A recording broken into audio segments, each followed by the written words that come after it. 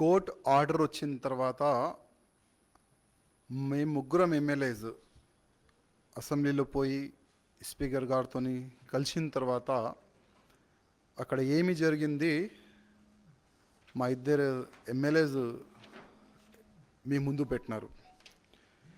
కానీ అక్కడ కొత్తగా నేనేం చూసినా అంటే స్పీకర్ గారు ఆయన చెప్పిన మాటల్లో ఒక భయం కనబడింది నాకు. ఆయన చెప్పుకుంటా భయపడి చెప్తుండు. అంటే ముఖ్యమంత్రి గారు స్పీకర్ గారి పైన ఎంత టార్చర్ పెడుతున్నారు, ఎంత ఒత్తిడి పెడుతున్నారు దానికి చూసి మాకు అర్థమైంది. మేము స్పీకర్ గారికి మరీ ఒక మాట రిక్వెస్ట్ చేసినాం. స్పీకర్ గారు, ఒకవేళ మీరు అనుకుంటున్నారు నేను తప్పు చేసినా అని, ఒకవేళ నేను తప్పు చేస్తే మా ఇద్దరు ఎమ్మెల్యేస్ ఏం తప్పు చేసినారు? నేను పోడియం వరకు వచ్చిన, కానీ మా ఇద్దరు ఎమ్మెల్యేస్కి ఎందుకు సస్పెండ్ చేసినారు? సస్పెండ్ చేయాలంటే నాకు చేయాలి, మా ఇద్దరు ఎమ్మెల్యేస్ని ఎందుకు సస్పెండ్ చేసినారు అడిగితే ఆన్సర్ లేదు స్పీకర్ గారి దగ్గర. మళ్ళొక్కసారి రిక్వెస్ట్ చేసినాం, స్పీకర్ గారు మీరు నాకు సస్పెండ్ చేసినారు కదా, ఓకే, నాకు రానియకండి అసెంబ్లీలో, కానీ మా ఇద్దరు ఎమ్మెల్యేస్కి రానియండి. ఇవాళ భారతీయ జనతా పార్టీ వాయిస్ లేకుండా చేస్తున్నారు మీరు. ఇవాళ తెలంగాణలో చాలా వరకు ప్రాబ్లమ్స్ ఉన్నాయి.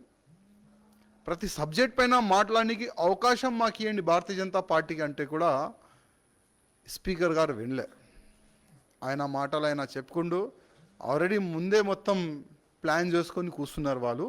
జస్ట్ వచ్చి ఆ కోర్టు ఆర్డర్ వచ్చింది కదా, దానికి ఇంప్లిమెంట్ చేయాలి, మాట్లాడాలి, మేము వినాలి, మాధవన్ కాదు ఇది నడవదని స్పీకర్ గారు చెప్పి వెళ్ళిపోయినారు.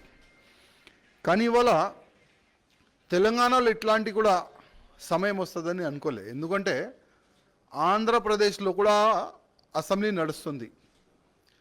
ఆంధ్రప్రదేశ్ అసెంబ్లీ లోపల స్పీకర్ గారు పక్కనే దాదాపు 10 మెంబర్స్ ఎమ్మెల్యేస్ పోయి ప్రొటెస్ట్ చేసినారు. చాలా వరకు గడబడి చేసినారు, కానీ అక్కడ ఇట్లాంటి సస్పెన్షన్ జరగలే అక్కడ.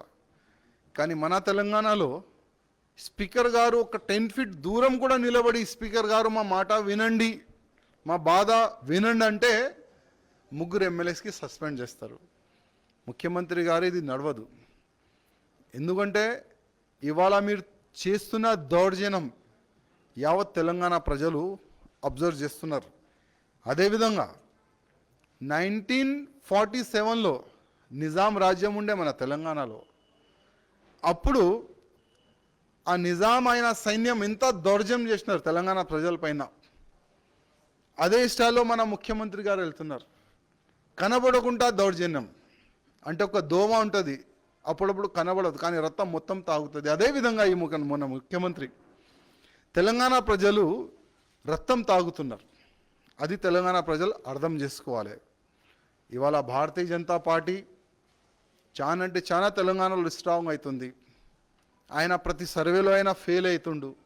ఎట్టి పరిస్థితిలో పార్టీని ఒత్తాలే, కార్యకర్తల్ని ఒత్తాలే, ఎమ్మెల్యేస్ని ఒత్తాలే.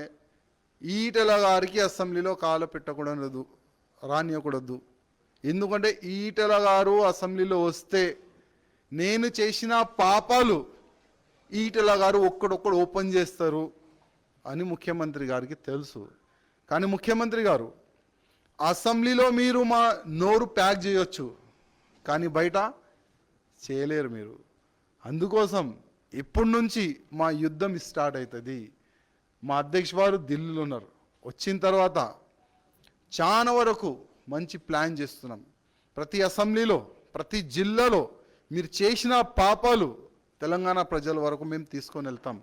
అందుకోసం ఫస్ట్ ఒక ప్రోగ్రాం నిరాహార దీక్ష కార్యక్రమం 17కి పెట్టుకున్నాం ఇందిరా పార్క్లో.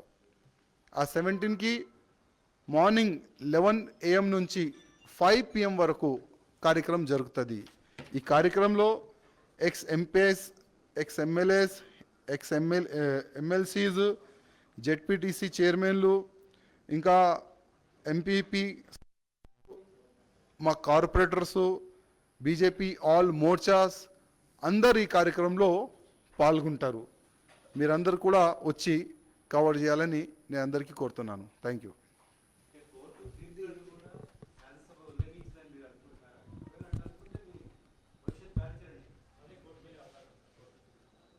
రాష్ట్ర సర్వోన్నత న్యాయస్థానం ఇచ్చినటువంటి ఆర్డర్ కాపీ నిన్న ఓన్లీ ఆపరేటివ్ పోర్షన్ మాత్రమే మా చేతికి అందింది. ఈరోజు కానీ లేదా రేపు కానీ నిన్న హైకోర్టు ధర్మాసనం ఇచ్చినటువంటి తీర్పు పూర్తి కాపీ అందిన తర్వాత ఈరోజు స్పీకర్ గారు తీసుకున్నటువంటి నిర్ణయంకి వ్యతిరేకంగా సర్వోన్నత న్యాయస్థానమైనటువంటి సుప్రీంకోర్టుని జడ్జిమెంట్ కాపీ వచ్చిన తర్వాత అప్రోచ్ అవుతాం. న్యాయ పోరాటం కొనసాగుతుంది. ప్రజాక్షేత్రంలో మా పోరాటాన్ని కొనసాగిస్తాం. స్పీకర్ గారు తీసుకున్నటువంటి నిర్ణయం తప్పని ప్రజల ముందు ఉంచుతాం.